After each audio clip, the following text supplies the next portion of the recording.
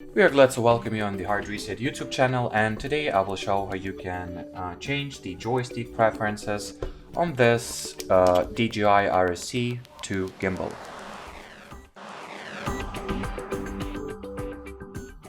So to start, you will obviously need to power your gimbal on by holding the side power key for 2 to 3 seconds. Then open settings by pressing the left side dial. Here, using the same dial, navigate and find the joystick option. Then press the dial button once again.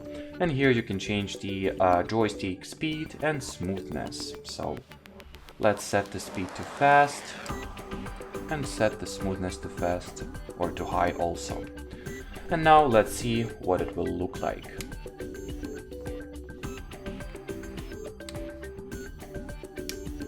So that's how the fast speed and high smoothness of the joystick works, or rather not the joystick itself, but the controls that it has assigned to it.